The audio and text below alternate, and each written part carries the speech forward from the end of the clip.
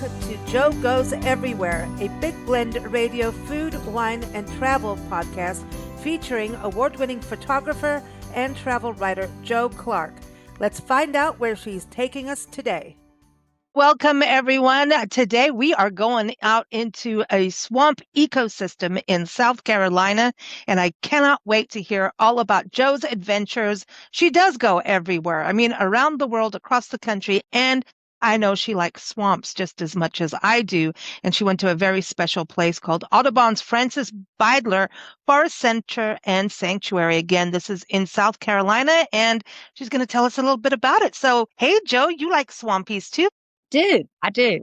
It's always cool in a swamp. That's one nice thing. And if you have enough bug spray, you're good.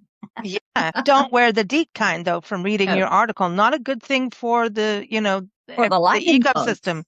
For the lightning bugs. Yeah. Especially bad for them. Apparently, it interferes with their urge to blink. Who knew? Wow. Well, that's their little light, because it's their little butt ski lights up and says, come mate with me. Let's go up in the trees. And you got a canopy of trees in this swamp area that was actually saved, right? This was Audubon came in and took over this property, which I want to hear that history. But I love that you put they didn't see a swamp, they saw an entire ecosystem. And I'm so glad you put that in your article, because I think we forget that when we talk about swamps, how just biodiverse they are when they're protected. They are. Yeah, tell us about the backstory of this and where it is in South Carolina. That's important. Yes, it's in Harleyville. Now you know. And everybody's going, Harleyville? Where's Harleyville? Well, it's about an hour from Charleston. It's a little bit longer than that, maybe an hour and 15 minutes from Columbia. It was about 3 hours for me from Myrtle Beach. So it's centrally located between those. And if you're anywhere near any of those places, now you know how far it is for you. It's an easy day trip from almost anywhere in South Carolina if you get a really early start. Yeah, so get it early because of traffic. Yeah, because of traffic. And if you're 3 hours away and you want to spend 3 or 4 hours there, and then you got another 3 hours home, you got to get an early start to get in all that road tripping. But you could stay near there, can't you? You can. You can stay pretty close by in Santee. Some people stay down in Monk's Corner, which is just outside Charleston, too. There's some places there. But I stayed in Santee at the Fairfield Marriott, and it's actually a locally owned, it's an independently owned and locally owned Santee hotel. It's not just part of the Marriott chain. Okay. So it's a little different. And, I liked the differences. That's cool. So you got to stay. And then when you come into your hotel, you take a shower, you're in air conditioning. It's like, I had a swampy adventure, but now I can go out to dinner and look all girly. Yeah, exactly.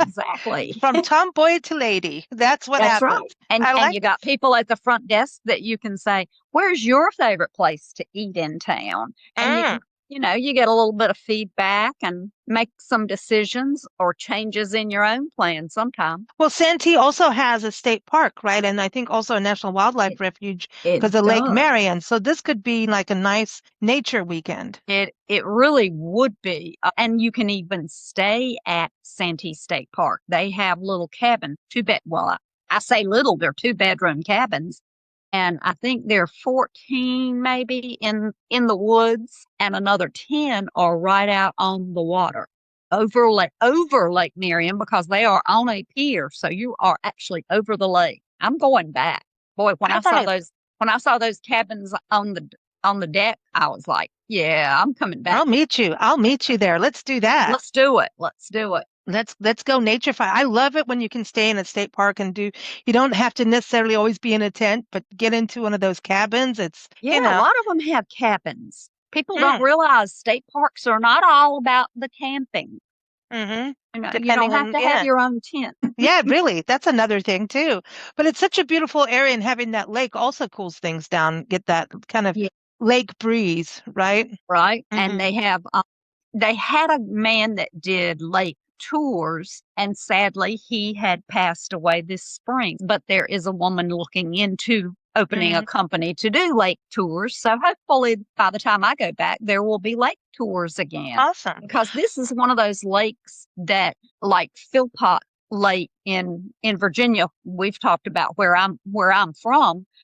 There's a lake there that entire towns are under the lake because the Corps of Engineers dammed up a river that kept flooding towns below that point.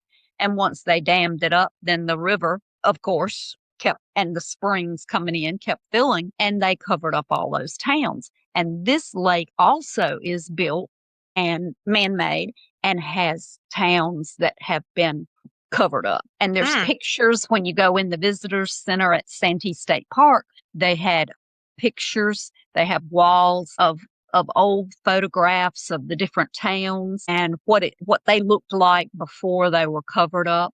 It's interesting. And it's interesting to see the things that have to be moved when you do that. Then there's graves. And so all those graveyards and churches and things like that have to be asked too. Some people don't believe in digging up dead and moving them. I would say, yeah, move them. I don't want them buried under a lake if it was my family.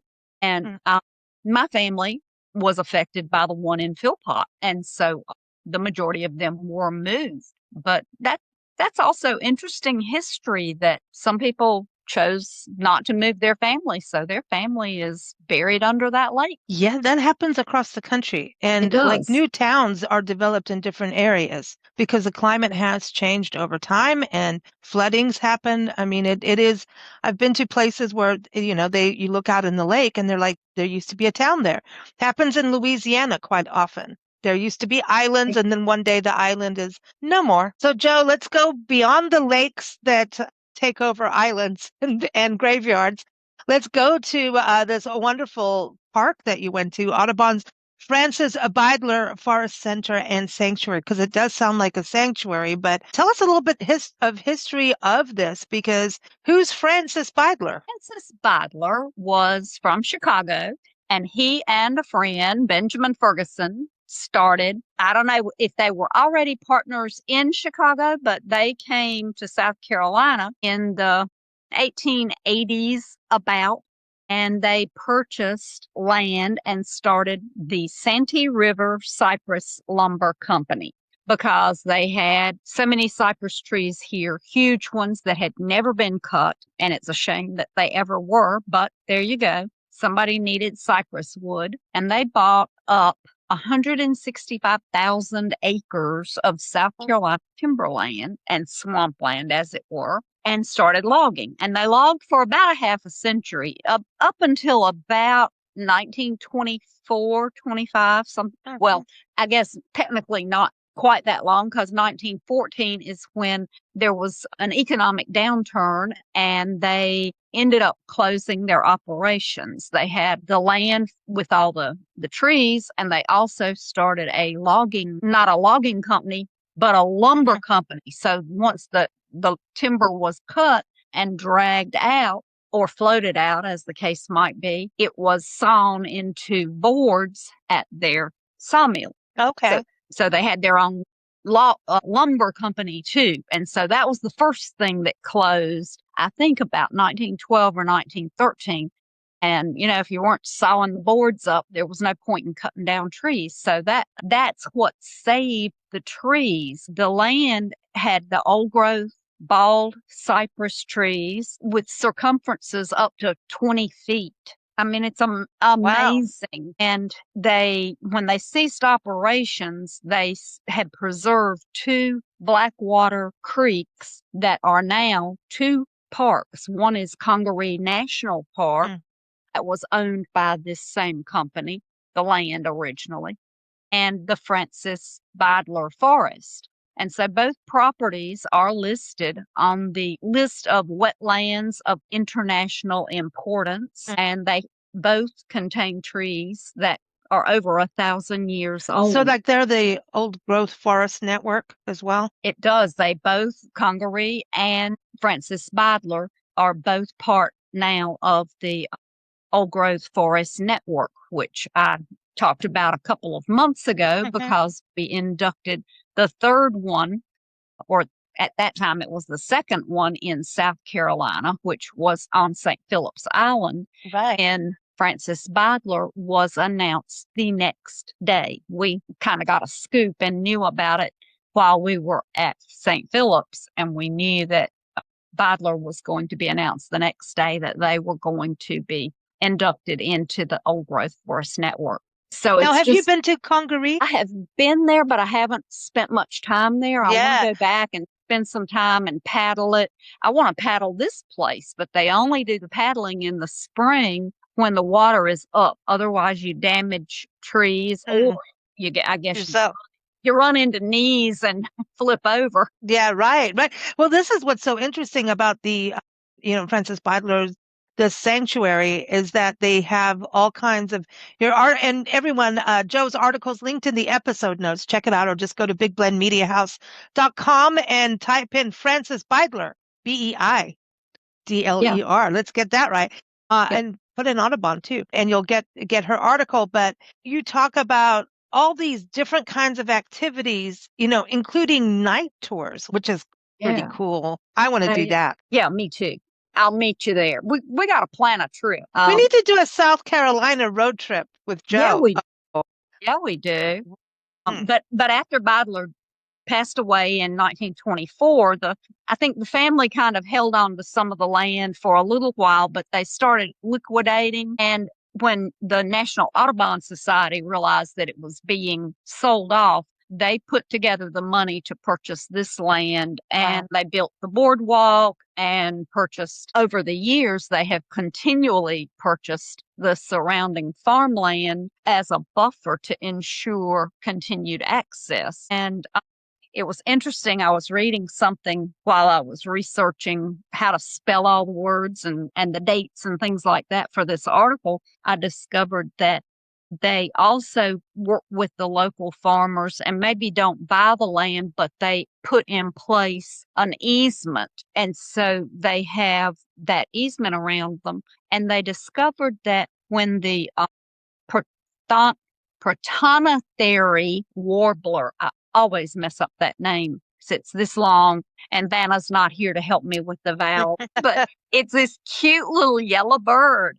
And they nest in this forest. Wow. But and this is not where they live. They come here and they nest and have their babies, but then they fly off and go somewhere else. And it was interesting. They have just recently discovered that they don't hang around in the forest before they go somewhere else, but they hang around outside the edges of the forest in that buffer area of the farmland. So that makes it more apparent how important that buffer land is, that you can't have this swamp and all these trees and right next door a housing development, because these birds that are being raised in the swamp are coming out there before, to feed and build up their strength and I guess their flying ability before they fly off to Indiana or wherever they go. Well, the buffer zones are so crucial. I mean, they even, the Appalachian Trail, the buffer zone of that, because commerce and industry starts to shrink up into, and it's like, here, it doesn't work. Then we're basically taking touching. No, it does need that's why a lot of times we have forests outside national park units. Right. But it's interesting. The more you read about it and learn about it, the more interesting it is. And this swamp has 150 bird species that come into this swamp. They don't stay there all the time, but even the migratory birds like these Protonotheri warblers and the hooded warbler. Boy, I got that one right. They're a little shyer, but I got pictures of them more than I did the other one. But the 150 bird species, they come through there and maybe nest, or maybe they stay and eat and build up enough strength and stamina to go on to where they need to be for their winter grounds. And there's 300 different vertebrates that live in this swamp and 300 different plants. Cool. And some of those are threatened, like there's a flatwoods salamander. I don't think that's what I have a picture of. I think it's a skink, but I saw lots of things. There's some bats and snake species that call this swamp home, and flora. There's a green fly and a shadow witch orchid. Boy, I want to see that. I do too. Well, yeah, I mean, it takes time, and you have to go in the different seasons, at the right time of year and right time of day or night, since they have night excursions. Do they have gators? That's important. They do. Of course, it's South Carolina. Yeah, any piece of water in South Carolina has a gator in it. We like that about South Carolina. So this is why it's such an important place, not just for birds, but for this biodiversity. And so it seems that Audubon really realized that. Yeah. Yeah. They didn't look at this land and say, well, that's just a swamp. They went, oh, wow, that's a swamp. So I know they've got a visitor center and they have all these different programs. Can people just freely go there anytime? It's closed, I think, 2 days a week. And the rest of the time it's open, and it varies by day. It varies. Sunday's a little shorter time frame. They open later and close earlier, but I think they're closed on Monday and Tuesday, if I'm not mistaken. Then Wednesday through Saturday, they're open. I always think people should Google before they go. Definitely, because it changes. It changes in the summer because of daylight savings time, and just because it's light longer in the summer. So the hours vary, and then they may be open certain Saturday nights. They're open because there's a full moon. Certain Saturday nights they're open because there's a black night. There is no moon, no light at all, and you go with your little flashlight, a UV flashlight, and you get to light up anything in the swamp that light hits certain things. And there's these vivid yellows and teal blues that stand out, but you would only see it in the pitch dark with your UV flashlight. Oh. So pretty cool. That is cool.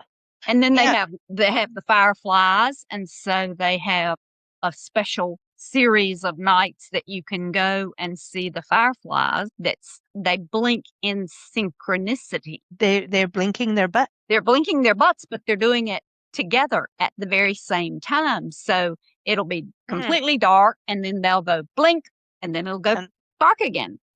And they have figured out that there's one of these that the female, of course, the females are blinking so the guys can find them. And there's one that she watches another species of the lightning bugs, which is what I grew up calling them. Firefly doesn't come to my mouth. Lightning bug comes to my mouth. But she watches and she blinks the way the females of that species blink, so that their guys come to her and then she eats them. That's really nice.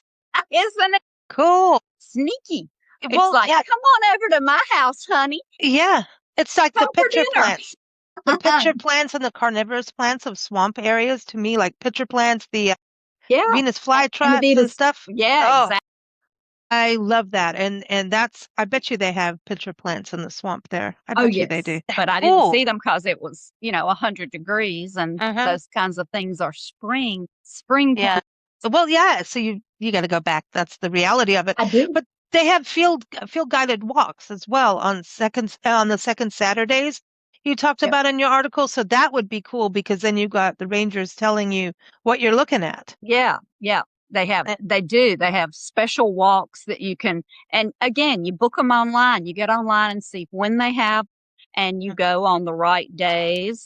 You plan your trip around these different things. And if you want to, like I said, if you want to paddle the swamp in a kayak, then you've got to go basically April and May, because it's when all the water is there. We've had a lot of rain. Maybe the snow melt has made its way down into the swamp, because without some additional water, the water level drops too much and you can't paddle it. But you can see gators better. You can. Well, that happens in the winter too. Winter is a good time to see gators because they come out for the sun, fall. Yeah, that's the only time they come up is for the sun, because in the winter they're looking for the deepest water they can find, and dig down in the mud to stay warm. Yeah, poor things. I know, right? We love our little gators, and the big ones too. But I love that they do these guided walks, because that's when you get all those fun facts, It it just is like, wow, all these little things and how And they do important they bird are. walk. They do that's bird cool. walks. So they have Audubon people that come and do the guided bird walk tours. Well, And they sounds have binoculars. They have binoculars that you can borrow or rent. They have 2 wheelchairs, an electric one and a regular push type wheelchair. So if you have someone with you that is not in a wheelchair all the time, you might not have one in your car, but they might not be able to walk 2 miles around this whole boardwalk. So it's nice to know that there's something there that you can borrow if you need to. I like that you're on the boardwalk too, because it's, the wildlife prefer it. I really learned how important boardwalks are, in these kinds of This settings. one's low, you're down. like Okefenokee then, like that low, like you're right there. Yeah, you're Oh, just, that's a few, maybe 3 feet off of the water. Cool, because alligators will go underneath you. Yeah, yep. It's cool. I love that. And there's they have barred owls. I didn't see one, but they have barred owls, of course, in this forest. And I really want to go. And I think we've been in that area. There's another state park near there that we went to that is teeny, a lot of history. But Joe, there was like the guy came to finish was fixing the boardwalk because as we were walking, we're like, anyway, he was replacing some of the tiles, which always make you feel good, the planks, I should say. And you could see it was early morning.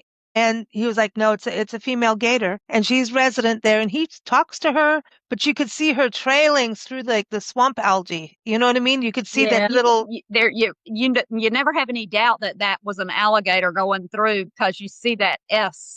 See, but this whole little area is like you could probably do 2 to 3 parks. Yeah, definitely. There's the Santee State Park. There's this one. There's the one. There's another one close to Santee, like right across the river from Santee, that has Indian mounds. That's a National Wildlife Refuge. That's the one Nancy and I have done, and it's beautiful. And you got to be prepared to walk. In the same area. Yeah, and the other park is nearby-ish. Well, I'll drive 3 hours and think it's nothing to go to one park, but it's in that same vicinity, and there's history there of, people that have been there. And like you're talking about the Indian mounds and everything. And so it's just fascinating. So you've really got me wanting to go, Joe. That's the whole purpose of the podcast. Everybody, we're meeting Lisa at the swamp. Yes. And Priscilla, our sock monkey, will be driving the Big Blend bus, the Big Blend radio bus. I like this. We'll go for a nice little road trip. So now you stayed in the Marriott, right? Right. I did. And that's nice. And so you can clean up. So where did you go and get some? Had a really nice breakfast. Boy, they had sausage and bacon and scrambled eggs and just. What more do you want? Yeah. Yeah. No cold cereal for me. Oh, but they have that. I know they do. Some people want that. But, and they have this wonderful fire pit out in the back. They have the tables with the fire pits, so you can sit out there and have a drink and gather around the fire and chat with your friends all evening, unless it's 100 degrees like it was when I went. In which case, so it sounds like this is in the pool. Well, there you go. I mean, go early in the morning or at the end of the day, midday, and then go have a nice dinner. So where did you get your sustenance from, your foodies? Well, I had to support the Clarks. There was a restaurant called Clark's Restaurant, and they have a bed and breakfast, and they have a restaurant, and it's been open. Well, she has to go. It is Joe Clark after all. I know, and I thought they would. When I told I was there to support my namesake, I was Joe Clark. I thought they'd at least give me a drink, but they didn't. I was on my own. Well, was their food good and were the drinks good? The food was good. The drinks were good. I had a Moscow Mule and it was very tasty. They had a beautiful fireplace with a fire going in it, which was fake. So it wasn't hot and it looked really pretty. Then one of the neatest touches there was that the waiter, Edgar, had written his name, Edgar, on the white napkin that he laid on the table while it waited for a drink to be put on it. So it was just really, those are the little touches that you remember. And I thought maybe it was just something he did And I looked at the other people near me on their table, and their little napkins were autographed by their servers too. So it's the little touch of the Clarks. It is. It's a little touch of the Clark restaurant. And they have, they've been taking care of people for 80 years. Wow. And you can't argue with success. This is the second and third generation Clarks I love it. Are running it. So this is like, supporting small business and a family business, which is fantastic. Yeah. And they may be distant cousins. You never know. I know. I need to see their family tree because she's going. I have my family tree. Well, gee, I know. For those who are new to the show, Jo loves her ancestry.com. She loves her genealogy. She's done a ton. And at the same time, when you get in there, I know that you also, when you travel, go to cemeteries and graveyards all over and help people find graves. So this one would have been a little difficult. You would have to go swimming with the alligators to get it. That's true. I would have to skip that one. Yeah. But in 4 days, I'm leaving and I'm having my family reunions in Virginia, both the Clark side and the Gregory side. So I'm excited. Oh, wow. How wonderful. Yeah, wonderful. we haven't had one since COVID. So it's time. I have never gone 5 years without having a family reunion. It's an annual thing for me. Well, it sounds like, don't get like the Hatfield and McCoys unless you need a good story. But I think you've got enough good stories under your belt there to share as we go. But wonderful. Where are you taking us next?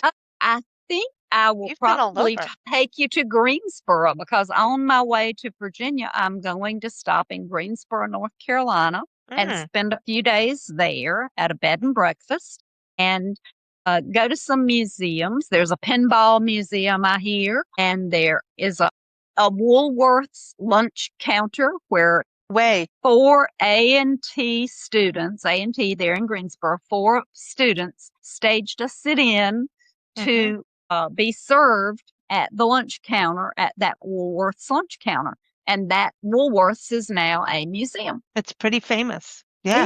Yeah. And it should be. Yeah. So I'm going there. And I don't know. There might be a distillery around or a wine. There's wineries through parts of the area. Yeah. Jo's going to keep us guessing until next month, everyone. Jo's here tell him, Jo. Second Sunday at 7 Eastern time, p.m. P.m. Yes. P.m. I don't get up that early. She has a wine. It has to be in wine time. 7. Cheers. What's in your glass? Cheers. This is a Pinot Noir. Had to stop and think for a second. I got a cab. You got a cab? I got a little bit of cab, and the bottle's downstairs, but I do know it comes from Sonoma area. Nice. But it's a really good Spanish name, and I can't. It's. Oh, I know. Begins with an A. Avila or something wonderful. I don't know. I'm saying it wrong. But that's okay. Everyone just enjoy the wine. That's right. Do you buy wine by the label? Sometimes I'm looking and something will stand out because of the label, and then I will read a little about it or see what it is or where it's from. And, sometimes if you're in a hurry, go for it. If you don't have any other deciding factor, pick the one with the good label. I agree. Support the arts. And winemaking is an art form. All right. Well, thank you so much, Jo. Always fun having you on the show. And everyone, stay tuned for next month. Again, Jo's article link is in the episode notes, and that will also direct you to the Audubon. Wonderful. The Audubon, I'm calling it the Sanctuary, but it is Audubon's Francis Beidler Forest Center and Sanctuary. So we'll have the links up there for you as well, so you can plan your visit. It sounds like you're going to have a different experience every season. Spring sounds perfect, but I bet you fall also, you get those migratory birds and cooler temperatures. And then summer, though, is when everything's alive and truly swampy. So I want to do all 4 seasons. Definitely. Jo, you put more places on my list. What am I going to do? Go to them. Go more places. Okay. Right, Jo goes everywhere. Take care, everyone. Happy and safe travels. See you next month. Thanks for joining us. Keep up with Big Blend Radio's Jo Goes Everywhere podcast on bigblendradio.com. Keep up with Jo's adventures. Go to haveglasswilltravel.com and recipiestravelculture.com.